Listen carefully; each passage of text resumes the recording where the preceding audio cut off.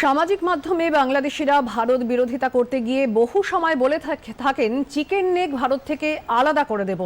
আবার দেশদ্রোহিতার অভিযোগে অভিযুক্ত শারজিল আমিমও তার উস্কানিমূলক বক্তব্যে বলে থাকেন ভারত থেকে তার উত্তর পূর্ব অংশ আলাদা করে দেবেন।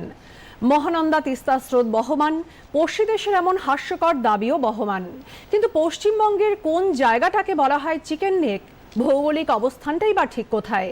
সরেজমিনে দূরদর্শন সংবাদ বাংলা।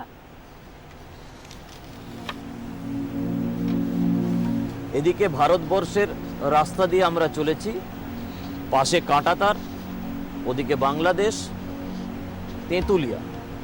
আমরা অনেকেই তেঁতুলিয়া করিডোরের কথা শুনেছি।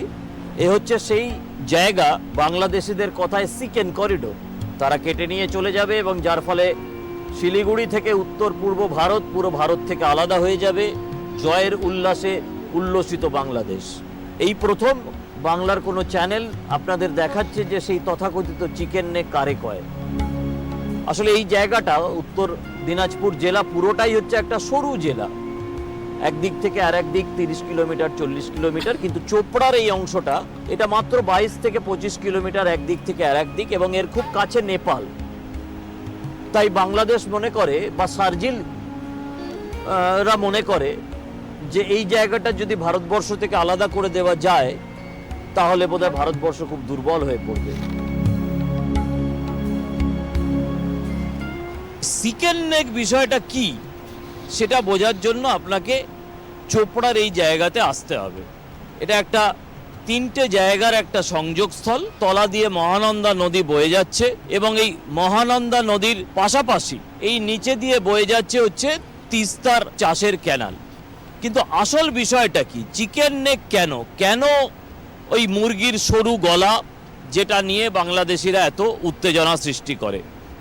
ওই দূরে মহানন্দা নদীটা গিয়ে যেখানে ধাক্কা খাচ্ছে দেখতে পাচ্ছেন, ওটা হচ্ছে বাংলাদেশ।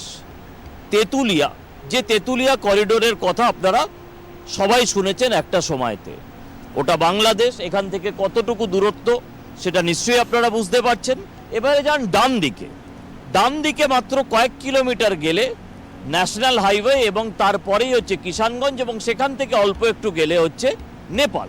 এই যে মূল দূরত্বটা, এই পুরো দূরত্বটার মধ্যে যেটা আপনারা যারা উত্তর দিনাজপুর জেলার ম্যাপটা দেখেন, দেখবেন সরু একটা ফিতের মতো উঠে গেছে, লম্বাটে ধরনের। পুরোটাতেই চওড়াটা অত্যন্ত অল্প। বিশেষ করে এই জায়গাটাতে চওড়াটা বলা হয় মোটামুটিভাবে 22 থেকে 25 কিলোমিটারের মধ্যে। আর বাংলাদেশিদের এখানেই একটা প্রচণ্ড শারীরিক শক্তি দিয়ে তারা মনে করে যে এই চিকেন নেকটা তারা ছিনিয়ে নেবে।